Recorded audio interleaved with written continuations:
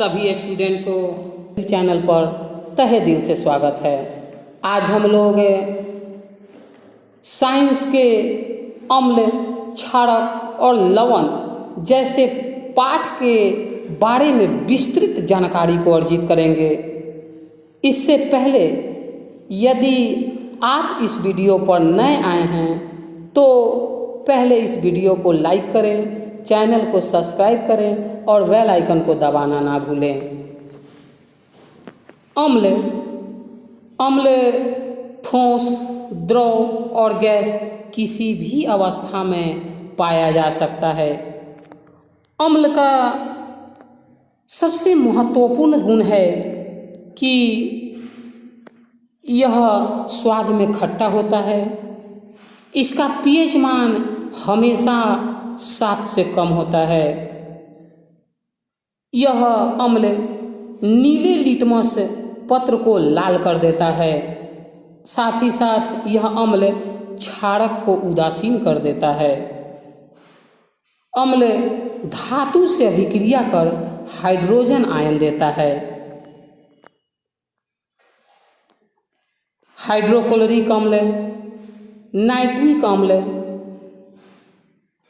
Sulphuric अम्ल, sulphurous अम्ल, formic अम्ल, एसिटिक अम्ल, ये सभी अम्ल के कुछ उदाहरण हैं। हाइड्रोक्लोरिक अम्ल जिसका सामान्य सूत्र HCl होता है, जो हाइड्रोजन और क्लोरीन जैसे दो तत्वों के मिलने से निर्मित हुआ है। हाइड्रोक्लोरिक अम्ल जो पेट की अम्लीयता को दूर करने में अर्थात उदर की अम्लीयता को दूर करने में बहुत ही अहम भूमिका अदा करता है। सल्फ्यूरिक अम्ल जिसका सामान्य सूत्र H2SO4 होता है, इस सल्फ्यूरिक अम्ल को अम्लों का राजा कहा जाता है। इसका उपयोग बैटरी में किया जाता है, इसलिए इसे बैटरी अम्ल के नाम से भी जाना जाता है। फॉर्मिक अम्ल जिसका सामान्य सूत्र HCOOH होता है, यह फॉर्मिक अम्ल का IUPAC नाम मेथेनोइक अम्ल होता है। हड्डा के डंक, मधुमक्खी के डंक और चींटी के डंक में फॉर्मिक अम्ल ही पाया जाता है। नाइट्रिक अम्ल जिसका सामान्य सूत्र HNO3 होता है। सल्फ्यूरस अम्ल जिसका सामान्य सूत्र H2SO3 होता है और एसिटिक अम्ल का सामान्य सूत्र CH3COOH होता है।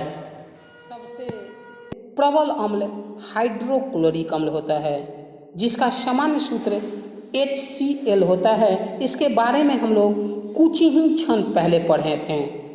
सबसे दुर्बल अम्ल कार्बनिक अम्ल होता है, जिसका सामान्य सूत्र CH3COOH होता है। अब हम लोग हाइड्रोक्लोरिक अम्ल के बारे में जानेंगे। यह सबसे प्रबल अम्ल होता है क्योंकि इसका पीएच मान 0 होता है। इस हाइड्रोक्लोरिक अम्ल को नमक का तेजाब कहा जाता है, जिसका सामान्य सूत्र HCl होता है। हाइड्रोक्लोरिक अम्ल का उपयोग एक्वा रेजिया के निर्माण में, पेट की अम्लीयता को दूर करने में, इस्पात के उद्योग में और क्लोरीन गैस के निर्माण में किया जाता है। नाइट्रिक अम्ल जिसे सोडा का अम्ल भी कहा जाता है, अर्थात सोडा के अम्ल के नाम से भी जाना जाता है। इसका उपयोग एक्वा रेजिया के निर्माण में, धातुओं के शुद्धिकरण में किया जाता है। अब हम लोग ये जान लेते हैं कि यहाँ एक्वा रेजिया क्या है। एक्वा रेजिया जिसे अम्ल राज के नाम से भी जाना जाता है, यह हाइड्रोक्लोरिक अम्ल और नाइट्रिक अम्ल जैसे दो यौगिकों के मिलने से बनता है।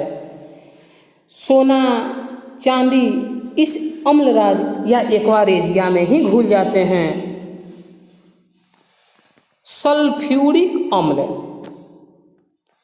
जिसे गंधक अम्ल, अम्लों के राजा और बैटरी अम्ल के नाम से भी जानते हैं। अर्थात सल्फ्यूरिक अम्ल को गंधक का अम्ल और अम्लों का राजा भी कहते हैं और बैटरी अम्ल भी कहते हैं। इसका उपयोग स्टोरेज बैटरी में, अग्निशामक में और पेट्रोलियम के शुद्धिकरण में किया जाता है। क्षारक जो स्वाद में कड़वा होता है, इसे छूने पर चिकना लगता है।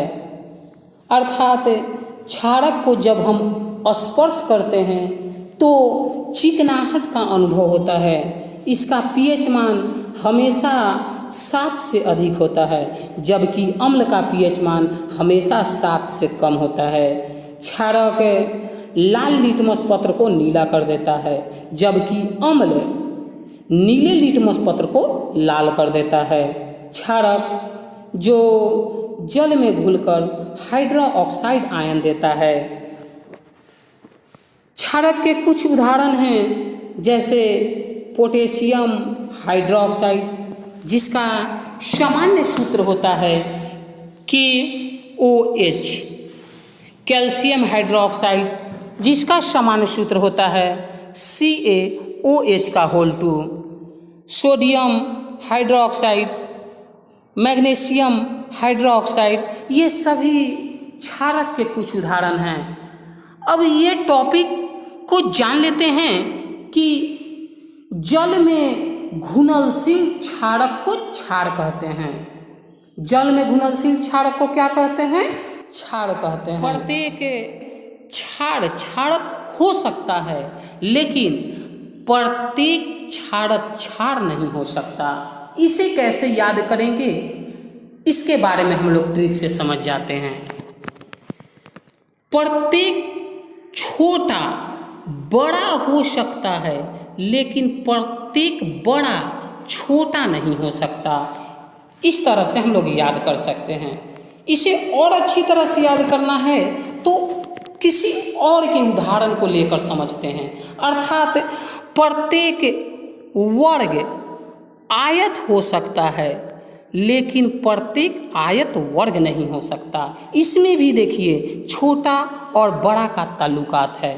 प्रत्येक घन घनाभ हो सकते हैं, लेकिन प्रत्येक घनाभ घन नहीं हो सकते। यहाँ भी आप ताल्लुकात कर सकते हैं छोटा और बड़ा का। इसी तरह आप याद कर सकते हैं कि प्रत्येक क्षार क्षारक हो सकता है, लेकिन प्रत्येक क्षारक क्षार नहीं हो सकता। और हम लोग कुछ ही क्षण पहले ये पढ़े हैं कि जल में घुलनशील क्षारक को क्षार कहते हैं। अब हम लोग लवण के बारे में जानेंगे। लवण जब अम्ल क्षारक से अभिक्रिया करता है तो लवण का निर्माण होता है, और लवण के साथ साथ जल भी मुक्त होता है, जिसे आप लोग इस सूत्र की सहायता से समझ सकते हैं। अम्ल प्लस क्षारक बराबर लवण प्लस जल। अम्ल के उदाहरण हैं जैसे नमक, फिटकिरी, खाने वाला सोडा, धोने वाला सोडा, ये सभी लवण हैं। जिसमें नमक का सामान्य सूत्र होता है NaCl। खाने वाला सोडा, जिसे पाक सोडा के नाम से भी जाना जाता है या बेकिंग सोडा के नाम से भी जाना जाता है, जिसका रासायनिक नाम सोडियम बाइकार्बोनेट भी होता है, एवं इसका सामान्य सूत्र होता है NaHCO3। इसी तरह फिटकिरी और धोने वाला सोडा, इन सभी के सूत्रों को हम लोग एक वीडियो में पूरी तरह से एकत्र कर चुके हैं। यदि अभी तक आप लोगों ने उस वीडियो को नहीं देखा है तो इसी वीडियो के नीचे डिस्क्रिप्शन में उसका लिंक दे दिया गया है। अब हम लोग अम्ल और क्षारक के बीच के अंतर को स्पष्ट रूप से जानने का प्रयास करेंगे। अम्ल जो स्वाद में खट्टा होता है, जबकि क्षारक जो होते हैं वह स्वाद में कड़वा होता है। अम्ल नीले लिटमस पत्र को लाल कर देता है, जबकि क्षारक लाल लिटमस पत्र को नीला कर देता है। अम्ल मेथिल ऑरेंज को लाल कर देता है, जबकि क्षारक मेथिल ऑरेंज को पीला कर देता है। यह अम्ल जल में घुलकर अर्थात विलीय होकर हाइड्रोजन आयन देता है, जबकि क्षारक जल में विलीय होकर अर्थात घुलकर हाइड्रोक्साइड आयन देता है। अम्ल की सबसे बड़ी खासियत यह है कि यह क्षारक को उदासीन कर देता है, और क्षारक की सबसे बड़ी खासियत यह है कि यह अम्ल को उदासीन कर देता है। अम्ल का पीएच मान हमेशा 7 से कम होता है और क्षारक का पीएच मान हमेशा 7 से अधिक होता है।